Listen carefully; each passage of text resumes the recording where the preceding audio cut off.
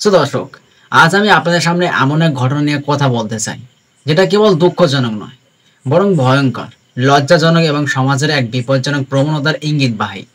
ঘটনাস্থল উত্তরপ্রদেশের মির্জাপুর। স্থান একটি সাধারণ রেল স্টেশন।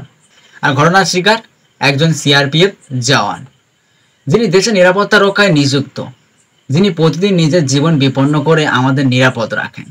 কি ঘটেছিল? একটা টিকিট নিয়ে শুরু হয় তর্ক। একদিকে গেরুয়া পোশাকে থাকা কিছু কানোয়ারিয়া, অর্থাৎ শ্রাবণ মাসে শিব ভক্তদের তীর্থযাত্রী দল, আর অন্যদিকে ওই সিআরপিএফ জওয়ান, যিনি ব্রহ্মপুত্র মেল ট্রেন ধরতে স্টেশনে দাঁড়িয়েছিলেন। তর্কটা যেন মুহূর্তের মধ্যেই উত্তেজনার রূপ নেয়।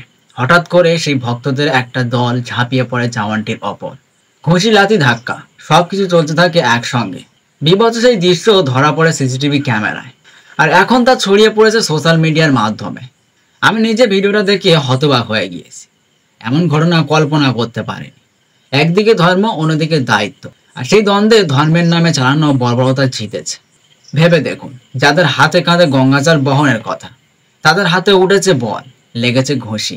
প্রশ্ন উঠছে, এই কি ধর্ম? এই কি ভক্তি? এই কি সংযম? নাকি আজকের দিনে এই ধর্ম একটা রাজনৈতিক সামাজিক লাইসেন্সে পরিণত হয়েছে, যার মাধ্যমে মানুষ আইনের ঊর্ধ্বে নিজেকে ভাবতে শিখছে? 7 জন কানওয়ারিয়াকে ইতিমধ্যে গ্রেপ্তার করা হয়েছে। এই খবর নিশ্চয়ই আপনারা জানেন। কিন্তু প্রশ্ন হলো, শুধু কি 7 জন?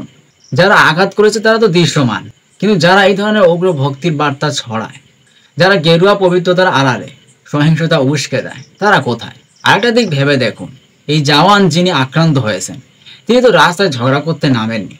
তিনি কোনো রাজনৈতিক সংগঠনের কর্মীও নন, কোনো ধর্মীয় প্রচারকও নন। তিনি একজন সিপাহী, দেশ রক্ষার একজন সৈনিক।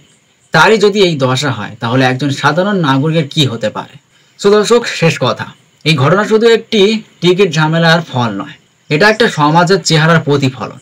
আমরা কিভাবে একজন নিরীহ সিপাহীকে রক্ষা করতে পারলাম না, সেটাই এখন প্রশ্ন। এটা সময় আমাদের ভাবার, ধর্মকে আমরা অস্ত্র বানাচ্ছি না আশ্রয়? এবং আমরা কোন সমাজ চাই, যেখানে জওয়ানকে স্যালুট করা হয়, নাকি কেউ তাকে রক্তাক্ত করে ছেড়ে দেয়? আপনারা চিন্তা করুন, প্রশ্ন করুন, প্রতিবাদ করুন, কারণ আগামীকাল সেই আক্রান্ত ব্যক্তি আপনি, আমি বা আমাদের আপনজন হতে পারেন।